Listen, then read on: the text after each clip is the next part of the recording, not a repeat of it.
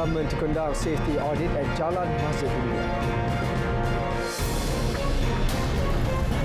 Mandatory refund for flight delays of 5 hours or more.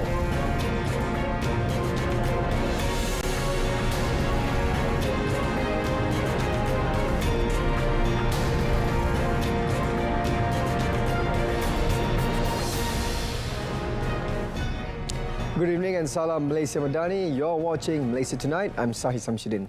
The government will conduct an integrity audit on the entire utility system at Jalan Masjid India after the search and rescue operation for the victim of the sinkhole incident in the area is completed. Deputy Prime Minister Datuk Seri Fadilah Yusof said the inspection is being carried out to ensure public safety and to identify the cause of the subsidence in the affected area.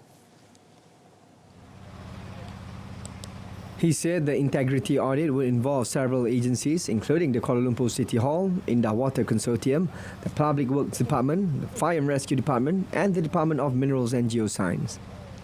Kita melihat apa saja utility yang ada di bawah tanah ini untuk kita membuat postmortem dan melihat bagaimana kita nak pastikan untuk masa depan tidak akan berulang lagi perkara begini. Untuk kita buat audit dan juga melihat keseluruhan sistem saliran kita supaya kata berlaku kita tahu di mana punca, di mana kita nak cari dan sebagainya.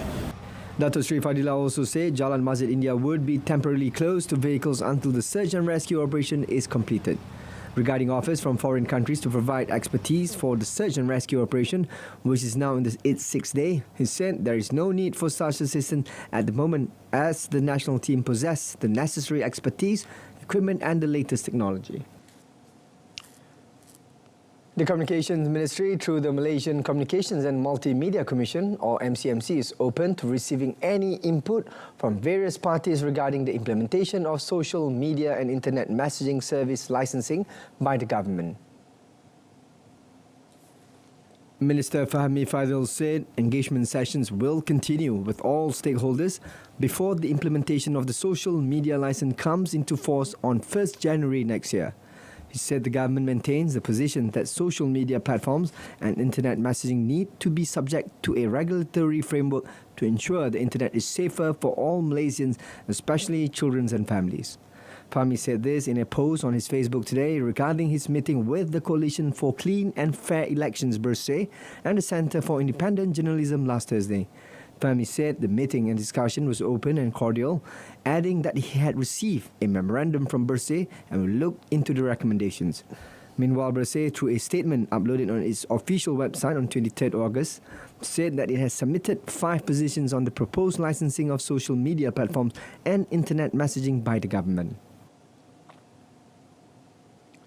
Prime Minister Datuk Seri Anwar Ibrahim has urged the public to be cautious of social media messages claiming to collect donations for Palestinians receiving treatment in Malaysia. Communications Minister Fahmi Faisal stated that Datuk Seri Anwar issued this reminder during today's cabinet meeting. Pihak kerajaan tidak mengutip derma bagi tujuan membantu, membiaya ataupun mengusahakan sama ada masakan bagi warga Palestin yang menerima rawatan pada waktu ini. Fahmi advised anyone receiving such messages to report them to the police or lodge a complaint with the Malaysian Communications and Multimedia Commission. On 16 August, 41 injured Palestinians and 86 of their family members were flown to Malaysia in 2 aircraft from Al-Mazhar Air Base in Cairo, Egypt. The injured Palestinians are currently receiving treatment at Tuanku Mizan Military Hospital in Kuala Lumpur, while their relatives are being housed at a transit location provided by the Defence Ministry. No suspected Mpox cases have been detected among the nearly 2.64 million travellers screened at the country's international entry points since 16 August. The Health Ministry said 33 suspected Mpox cases have been reported at health facilities, with 32 of them confirmed as negative and 1 case still awaiting laboratory results as of yesterday. The ministry advised travellers from high-risk countries to monitor their health for 21 days from the date of arrival. It said 13 laboratories are equipped to conduct Mpox detection tests, comprising 8 government labs and 5 private labs, two of which are capable of genetic sequencing to detect the various variants. As a precaution, the ministry has held engagement sessions with various ministries, agencies and non-governmental organizations to inform them of their roles in mpox control and prevention activities. The ministry noted that the World Health Organization has not issued any advisories for travel restrictions so far.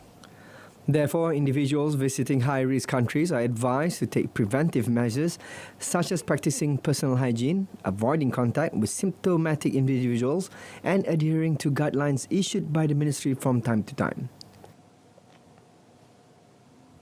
The Royal Malaysia Police (PDRM) has dismantled a cryptocurrency investment fraud call centre believed to be targeting Japanese citizens. This is following separate raids on two luxury residential properties in the capital on 19 August. A total of 21 individuals aged between 22 and 37 were arrested. This group includes a local man, 16 Chinese men and one woman, a Lao woman and one man each from Hong Kong and Myanmar. According to Bukit Aman Commercial Crime Investigation Department Director, Datuk Sri Ramli Muhammad Yusof, the foreign suspects were believed to be working as customer service representative at the call centre, while the local suspect was the centre's caretaker. Berdasarkan siasatan, pusat panggilan tersebut baru memulakan operasi kurang dari 1 bulan.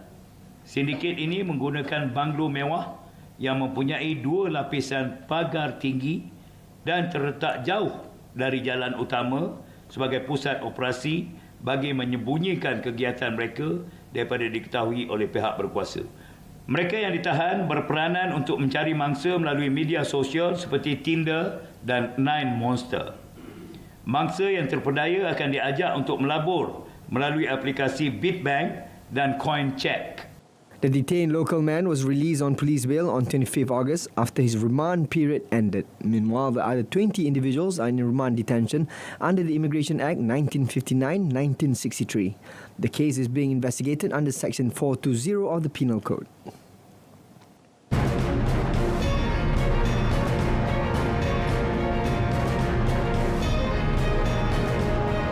Coming up in our business segment, export rise to 131 billion ringgit in July.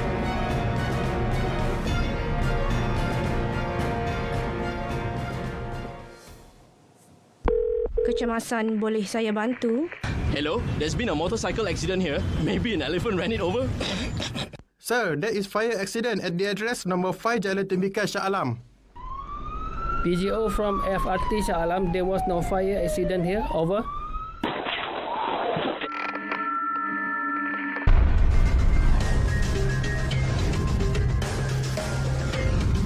MERS 999. Use it wisely. Airlines are required to offer consumers the option of a full refund for flight delays of 5 hours and more, effective 2nd September. The move is among the new improvements in the Malaysian Aviation Consumer Protection Code 2016 MACPC implemented by the Malaysian Aviation Commission, which will be gazetted this September. Transport Minister Anthony Loh explained that this applied to passengers who chose not to proceed with the delayed flight and opt to purchase a different flight altogether. Untuk gangguan penerbangan yang disebabkan oleh keadaan luar biasa ini termasuklah ada bencana, ada sebab cuaca dan sebagainya. Syarikat penerbangan dikehendaki terlebih dahulu menawarkan bayaran balik dalam mod bayaran asal. Syarikat penerbangan juga boleh menawarkan mod bayaran balik alternatif seperti voucher perjalanan ataupun credit share. Walau bagaimanapun, pengguna mempunyai hak untuk memilih mod bayaran balik yang mereka kehendaki. Okay. The refund period to users is for 30 days and it depends on the payment method that the passenger has used. Through the new improvements, Loh said all cancelled flights must be removed from all booking systems, including online and offline travel agent platforms. Sebarang denied boarding kerana tempahan penerbangan berlebihan perlu dimaklumkan kepada pengguna di kaunter daftar masuk atau di pintu berlepas.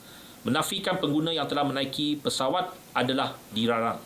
Had masa untuk pengguna mengemukakan aduan kini dilanjutkan daripada 1 tahun kepada 2 tahun. He said failure to comply with the MACPC could result in a maximum financial penalty of 200,000 ringgit and in the case of a second or subsequent non-compliance, an amount of 10 times the first financial penalty would be imposed. On another note, Lok revealed that issues involving mechanical components and a lack of skilled workers were among the factors in the recent incidents of technical problems involving Malaysia Airlines Berhad MAB aircraft. He said that was the result of an investigation by the Civil Aviation Authority of Malaysia on MAB, including MAB engineering services from 24th to 28th June. Lok said following the investigation, MAB has prepared a mitigation plan, including increasing the level of aircraft security to alert level to enable focus to be given to the reliability of the aircraft. MAB has also been instructed to submit a monthly report on the implementation status of the mitigation plan to CAAM. Based on CAAM investigations into MAB, the renewal period for the Air Operator Certificate AOC will be reduced from 3 years to only 1 year. Untuk makluman, mana-mana syarikat penerbangan harus melalui audit sebelum AOC diperbaharui. Tempoh AOC yang lebih pendek akan mewajibkan audit yang lebih kerap. Hal ini bagi memastikan MAB mengambil tindakan-tindakan penambahbaikan sewajarnya sebagaimana pelan mitigasi yang telah dikemukakan oleh CAAM. The findings of the Malaysia Economic Survey 2024 by the Organisation for Economic Cooperation and Development (OECD) will be used to draft the 13th Malaysia Plan. Economy Minister Rafizi Ramli said it will also be used to formulate specific policies and programs in sectors involving micro, small and medium enterprises (MSMEs). Kerana sektor-sektor lain itu kita memang sudah ada program dan intervention yang telah pun diumumkan sebelum ini kan. Kalau climate change, sustainability, kita memang dah ada peralihan tenaga yang berkaitan dengan fiscal consolidation, memang sudah pun dibincangkan dengan berpanjangan. Last year, the Economy Ministry requested for the sector related to MSMEs to be studied in depth, including by comparing policies and practices in other countries. These findings will be used to draft the 13th Malaysia Plan. Johor, Selangor and Pulau Pinang led Malaysia's exports, accounting for 70.6% of the total in July this year. Chief Statistician Dato' Sri Dr. Muhammad Uzir Mahidin said export rose by 14.4 billion ringgit or 12.3% to 131 billion ringgit in July compared to the same month in the previous year. Dato' Sri Dr. Muhammad Uzir said Johor was the top exporter with 5.2 billion ringgit, followed by Selangor, Pulau Pinang, Sarawak and Kuala Lumpur. The increase in export was due to higher contributions from other states including Perak, Terengganu, Kedah, Negeri Sembilan, Melaka and Pahang. Conversely, he said export fell in Labuan, Sabah, Perlis and Kelantan. On imports, Dato' Sri Dr. Muhammad Uzir reported an increase of 25.3 billion ringgit or 25.4% in July compared to the same month last year. This rise was driven by high imports in most states, including Pulau Pinang, Johor, Selangor, Kedah and Kuala Lumpur. However, he said imports decreased in Sabah as well as Labuan. Malaysia's total trade for July this year amounted to 255.9 billion ringgit, with exports and imports reaching 131.1 billion ringgit and 124.7 billion ringgit respectively. In another development, Dato' Sri Dr. Muhammad Uzir said Malaysia's Producer Price Index (PPI), which measures the price changes of the goods at the producer level, continued to rise by 1.3% in July from a 1.6% increase in June. He said all sectors in PPI local production continued to increase since March. The chief statistician said the agriculture, forestry and fishing sector went up by 3.4%, with the growing perennial crops index recording an 8% increase. He noted that the mining sector edged up to 2.2%, contributed by the rise in the extraction of crude petroleum index. Likewise, Dato' Sri Dr. Muhammad Uzir said the manufacturing sector marginally increased by 0.9% due to computer, electronic and optical products and food products indices. He added the water supply and electricity and gas supply indices also rose by 9% and 0.3% respectively. The monthly PPI local production fell further by 0.2% in July this year from negative 0.1% in June due to the manufacturing sector, which was down by negative 0.3%.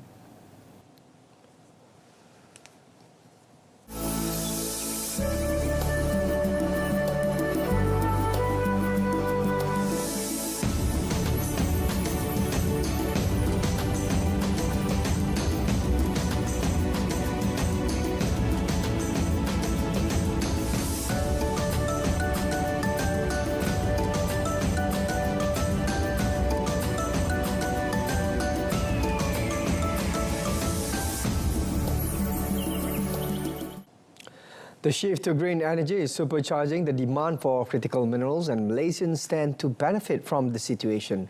This is according to an analysis released by global real estate technology group Juwai Aiki.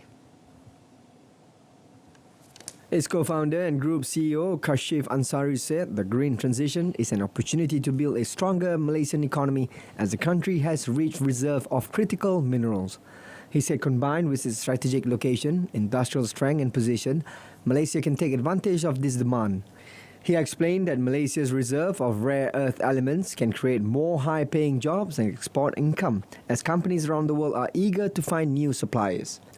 Malaysia has 4.1 trillion ringgit of mineral resources, including 745 billion ringgit worth of rare earth elements. By expanding its role in processing and manufacturing these minerals, Kashif said Malaysia can create new jobs, drive economic growth and ensure the country remains competitive globally. Government initiatives like the New Industrial Master Plan 2030 are helping to turn this into reality. With smart investment and a focus on sustainability, he said Malaysia has the potential to help lead the global green energy revolution to create a brighter, wealthier future for its people. The ringgit is no longer perceived as undervalued after breaching the 4 ringgit 35 cent level against the US dollar. UOB Kay Hian Wealth Advisors Head of Investment Research Muhammad Siddiq Jantan anticipates the currency will continue its upward trajectory, potentially reaching 4 ringgit 25 cent per greenback by year end. He said the ringgit's value is now primarily driven by market dynamics dictated by supply and demand forces. He said foreign investors are likely to keep accumulating ringgit-denominated assets into next year in anticipation of the Federal Reserve beginning to cut interest rates next month. Given recent developments in the US, he forecasts a 25 basis point rate cut this year, followed by 3 cuts totaling 75 basis points next year. Muhammad Siddiq also observed that foreign fund interest in Bursa Malaysia surged on 16 August and is expected to maintain momentum. He said foreign investors will continue to increase their holdings in blue chip sectors, particularly financial, as a rate cut would significantly benefit this industry. With lower yields on fixed income assets, he said investors may be drawn to dividend-paying stocks. He added Malaysian banks, known for consistent dividend payouts, could attract substantial investment inflows. Employees Provident Fund EPF has submitted names of 635 company directors to the Immigration Department between January and June this year to be barred from leaving the country. This is due to unpaid EPF contributions as stipulated under Section 39 of the EPF Act 1991.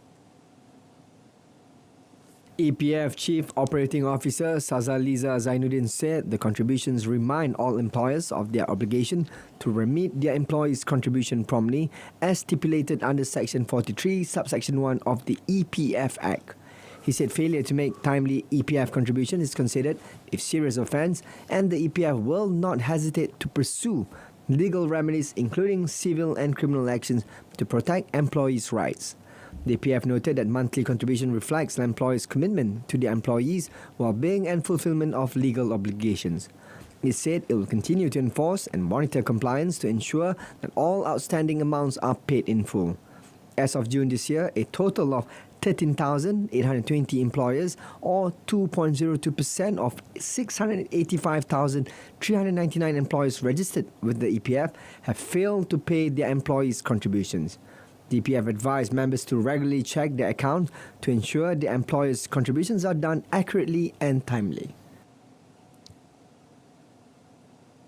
Malayan banking berhad's Maybank net profit increased by 8.2% to 2.53 billion ringgit for the second quarter ended 30th June 2024 from 2.34 billion ringgit in the same period last year.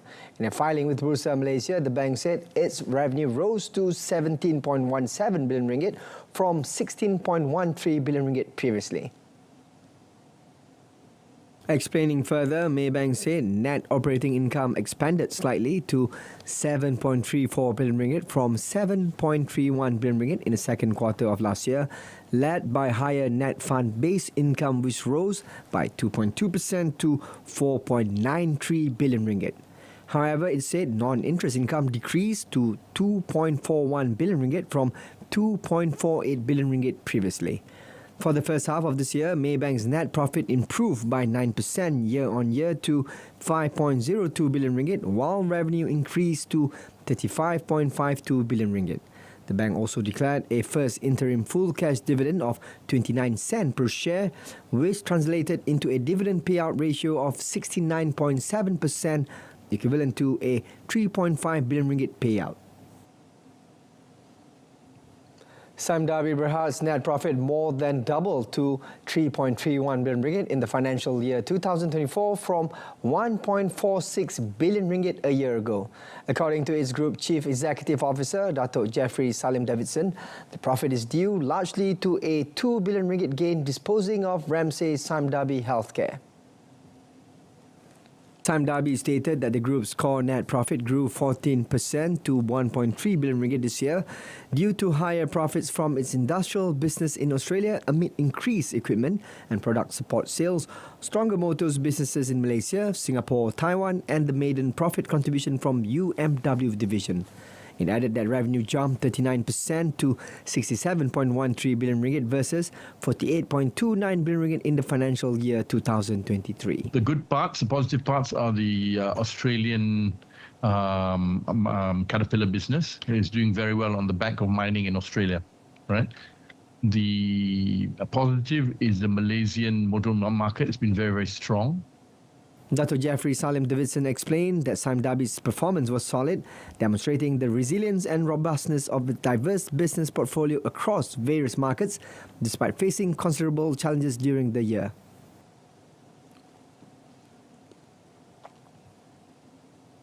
Shares in the Japanese operator of 7-Eleven fell today as reports suggested growing opposition within the firm to a takeover bid by Canadian rival Couche-Tard to create an international convenience store empire. The purchase of 7&I Holdings would be the biggest ever foreign takeover of a Japanese firm, combining 7-Eleven, Couche-Tard, Circle K and other brands across Asia, North America and Europe. The world's biggest convenience store chain, 7-Eleven, operates more than 85,000 outlets globally. Lamentation Couche-Tard, or ACT, operates more than 16,700 in 31 countries and territories. Both firms confirmed the unsolicited bid earlier this month but gave no details on its size. 7&I, with a market value of around 5.5 trillion yen, has formed a committee of outside directors to review the approach. But the company has asked the Japanese government to designate parts of the company as core, which will make a takeover more difficult. Shares in 7&I, which soared 19% on 19 August when the offer was announced, closed down 1.03% at 2,100 yen today.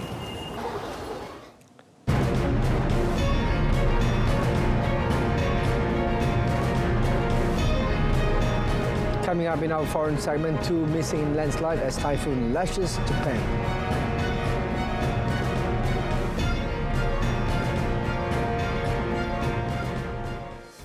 Japan authorities say 2 members of the same family were missing in Japan after heavy rain from Shanshan typhoon triggered a landslide. A wall of mud and debris buried a family of 5 around 10 p.m. local time yesterday, leaving 1 severely injured and 2 still unaccounted for. Typhoon Shanshan was 80 kilometers northeast of the southern Amami archipelago this morning with gusts of up to 252 kilometers per hour. Shanshan typhoon has caused the airlines to cancel dozens of flights, while some bullet train operations may be suspended this week, depending on the cause of the typhoon. According to the public broadcaster NHK, about 138.5 millimeters of rainfall had been recorded till 11 p.m. local time yesterday, since the rain started on Monday afternoon, which exceeds the average rainfall in August. Shanshan was expected to veer towards the main southern island of Kyushu this week. North Korea news agency KCNA reported its leader Kim Jong-un attended the test of an upgraded 240mm rocket launcher system. It added the system proved its superiority in mobility and strike concentration during the inspection testing. The news agency said the multiple rocket launcher, technically updated in its maneuverability and concentrated firing capability, was proved to be advantageous in all indices. It said updates included newly applied guiding system, controllability and destructive power.